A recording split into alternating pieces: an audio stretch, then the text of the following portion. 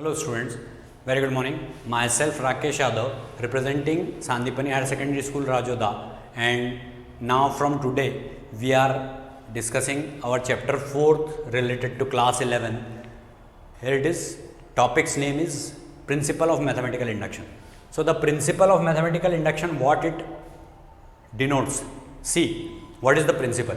Suppose there is a given statement. अगर कोई statement है P of n involving the natural number n, जिसके अंदर n जो है वो किसी नेचुरल नंबर को डिनोट करता है, सच दैट, कुछ इस प्रकार से कि फर्स्ट पॉइंट इसका जो है the statement is true for n is equal to 1. अगर कोई स्टेटमेंट ट्रू है n इज इक्वल टू 1 के लिए, इसका मतलब ये बोलेंगे हम कि that is P1 is true, मतलब P of 1 is said to be true. And second, if the statement is true for n is equal to k, means suppose we are considering that statement is true for n is equal to k, where k is some positive integer. k जो है वो कोई positive integer है. Integer किसे कहते हैं मैं आपको ऑलरेडी बता चुका हूं, जिसमें कि डिनोमिनेटर 1 होता है. अब यहाँ पर पॉजिटिव इंटीजर बोला है तो ये of course 1 2 3 4 like that only. So then the statement is also true. तो ये स्टेटमेंट ट्रू होगा n is equal to k plus 1 के लिए. मतलब अगर यदि वो n इज इक्वल टू के के लिए ट्रू कंसिडर करा है हमने, तो वो n is equal to k plus 1 के लिए ट्रू होगा. ट्रुथ ऑफ पी के, मतलब पी के का ट्रुथ ये बताता है, ये दर्शाता है, ये इंप्लाई करता है, implies that the truth of P के प्लस 1, मतलब इसका सत्य होना ये प्रदर्शित करता है कि P of k plus 1 is also true. If it is true, then it denotes that P of k plus 1 is also true. So then P of n is true for all natural numbers n. तो फिर हम ऐसा बोल देते हैं last में conclude करके कि P of n जो है ये ट्रू है सारे नेचुरल नंबर्स n के लिए. अब इसका मैं कंसेप्ट बताता हूं आपको कि हमको इस चैप्टर में क्वेश्चन को प्रोसीड कैसे करना होता है, क्योंकि ये तो इसका थ्योरेटिकल पार्ट हुआ. प्रैक्टिकली जब हम इसको अप्लाई करते हैं तो किसी भी स्टेटमेंट के दो पार्ट्स होते हैं. एक पार्ट होता है LHS और दूसरा पार्ट होता है RHS. उस LHS और RHS में मान लीजिए वो स्टेटमेंट कुछ इस टाइप का दिया है कि Pn इज सच दैट, ये मैं आपको एक एग्जाम्पल के रूप में बता रहा हूँ कि Pn इज सच दैट, मान लीजिए कोई स्टेटमेंट दिया Pn is such that 1 + 2 + 3 + dash dash dash plus n, मतलब ये n तक हमको दे रखा सम इसका. तो इसका सम जो है वो n × n+1 अपॉन 2 के बराबर होता है.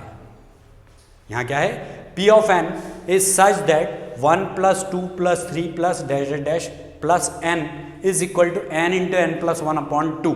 ये आपको ध्यान होगा, आपने क्लास 10th में अरिथमेटिक प्रोग्रेशन पढ़ा होगा, तो उसमें आपने ये चीज़ पढ़ी होगी कि ये फर्स्ट टर्म होती है, ये कॉमन डिफरेंस 2 में से 1 को सब्ट्रैक्ट करते हैं और फिर उसके बाद में सम ऑफ n टर्म्स अपन निकालते हैं. तो उससे ये फॉर्मूला डिराइव हो जाता है कि sum of n natural numbers, ये क्या डिनोट करता है कि the sum of n natural numbers is equal to n × n+1 upon 2. मतलब ये क्या हुआ, sum of n natural numbers का फॉर्मूला हुआ. तो इस फॉर्मूले को हमको मैथमेटिकल इंडक्शन से अगर प्रूव करना होता है, सपोज एक अगर स्टेटमेंट, तो अब हम इसको क्या बोलते हैं कि P of n is such that, means it is the statement which is such that this complete sum of n natural numbers which starts from 1 and ends at n is equal to n × n+1 upon 2. तो इसको prove करने के लिए सबसे पहले हम P1 निकालते हैं. तो P1, तो उसका LHS क्या होगा, इसकी पहली टर्म, तो LHS हुआ 1. तो P1 निकालेंगे सबसे पहले, जिसमें LHS लिखेंगे 1. फिर RHS लिखते टाइम n की जगह पर 1 लिखेंगे, तो ये 1 × 1+1 हो जाएगा, मीन्स 1 × 2 अपॉन 2. तो 2 से 2 कैंसिल हो जाएगा, मतलब बचा क्या 1. तो 1 जो है इस 1 के बराबर आया. तो इसका मतलब हुआ कि P1 इज ट्रू, मतलब ये वाली बात प्रूव हो गई कि P1 ट्रू है. फिर इसके बाद में इसको हम कंसीडर करते हैं n is equal to k के लिए, तो यहाँ पर 1 + 2 + 3 अप टू प्लस के तक लिखते हैं, यहाँ एन की जगह पर के लिख करके, is equal to k into k plus 1/2, और इसको अपन ट्रू कंसिडर करते हैं, that will be considered as true. इसको अपन ट्रू कंसीडर करते हैं और फिर ट्रू कंसीडर करने के बाद में n is equal to k plus 1 रखते हैं।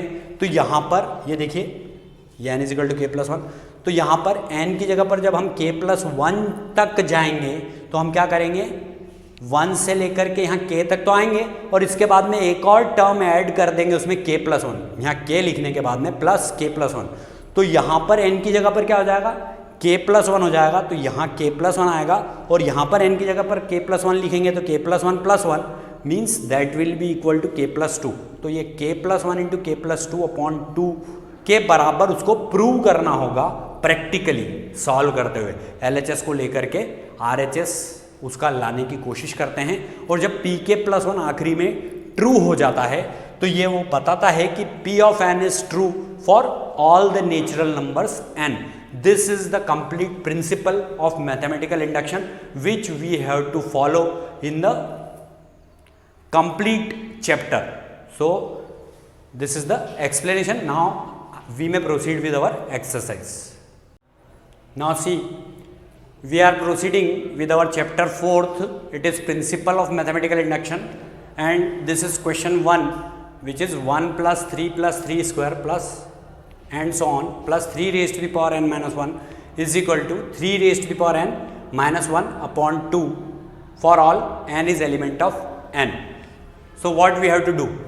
See, in this we have to take first of all, let p of n is such that 1 plus 3 plus 3 square plus dash dash dash plus 3 raised to the power n minus 1 is equal to 3 raised to the power n minus 1/2. So it is our statement. We have considered it as p of n. Now what we have to do? LHS for n is equal to 1. For n is equal to 1, what is our LHS? LHS is equal to p of 1 which is equal to 1 only. इसका LHS वाला part जो रहता है इसमें हम first term लेते हैं p of 1 that is equal to 1. Now RHS, what we have to do in RHS? In RHS it will be equal to 3 raised to the power 1 minus 1/2 that is equal to 3 minus 1/2. So it will be equal to 2/2 which is equal to 1. Means what we have done, first of all, for n is equal to 1, this first term is taken from LHS and in RHS we have to put n is equal to 1. So 3 raised to the power 1 minus 1/2 means 3 minus 1/2, that will be equal to 2/2. So it is also 1. So now we may write that LHS is equal to RHS. So because LHS is equal to RHS, therefore P1 is true. P1 is true here. Now for n is equal to k, let for n is equal to k, the statement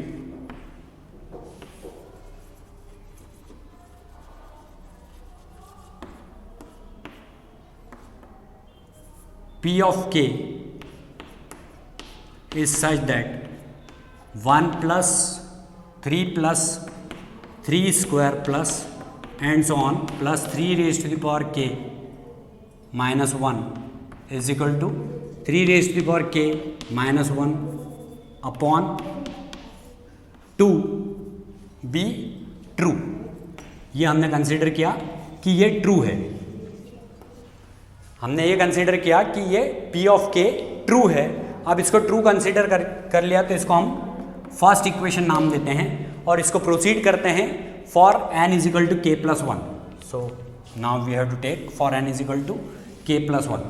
so for n is equal to k plus 1, what is our statement? In place of n, what we have to write here? K plus 1. So p of k plus 1, we have to write up to here like this only, because what we are doing, इसको हम एक term आगे बढ़ा रहे हैं. What we are doing, we are increasing it by one term. So up to this term it is written like this only, 1 plus 3 plus 3 square plus and so on plus 3 raised to the power k minus 1. और जब हम इसको एक term आगे बढ़ाते हैं तो यहाँ पर हम क्या करेंगे, k plus 1 लिखेंगे.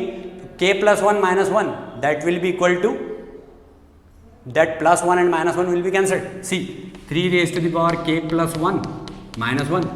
So this 1 is cancelled. So the last term that will be 3 raised to the power k. Means इसके बाद में कौन सी टर्म आएगी, 3 की पावर k आएगी.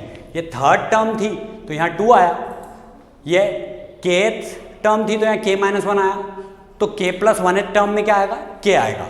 और इज इक्वल टू में what we have to prove now, 3 raised to the power k plus 1, because in place of n we have to write k plus 1. So 3 raised to the power k plus 1 minus 1 upon 2, this we have to prove. What we have to prove? We have to take LHS of this and then we have to prove that it will be equal to that RHS. RHS should be like this. So for this let us consider LHS. LHS is equal to 1 plus 3 plus 3 square plus dash dash dash plus 3 raised to the power k minus 1 plus 3 raised to the power k. 3 raised to the power k. It is the last term. Now up to here from equation 1 what we can do, let me write it in a proper manner. LHS is equal to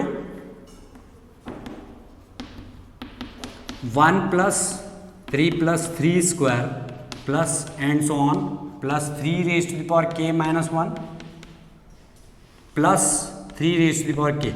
So up to here we may write RHS from first equation. See, LHS is this only up to here. So we may write this part as 3 raised to the power k minus 1 upon 2. So it will be equal to 3 raised to the power k minus 1 upon 2 and then plus 3 raised to the power k, and here it is upon 1. We can take LCM 2. So 2 is taken as LCM. So this will become 3 raised to the power k minus 1 plus 2 into 3 raised to the power k. So what it will become?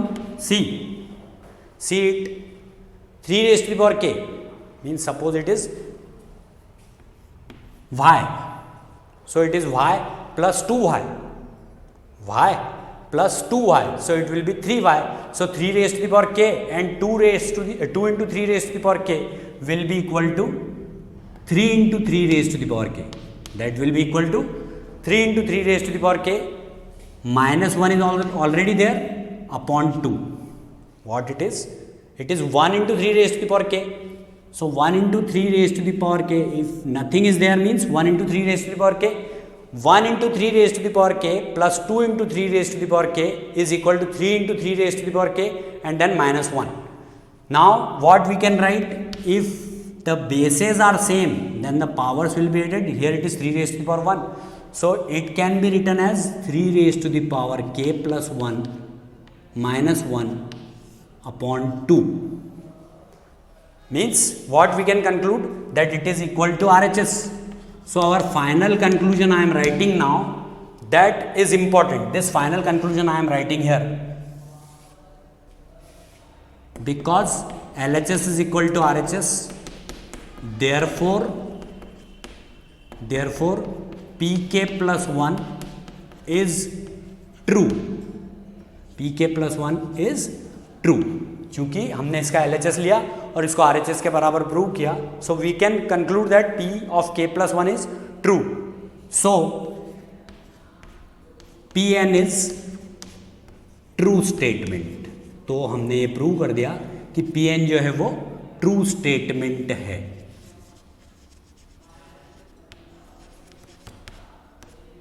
Pn जो है वो true statement है. This is proved. So this question first is now over. Thanks a lot for watching our channel Sandipani Higher Secondary School Rajoda, and please do subscribe it, like it and share it as much as possible.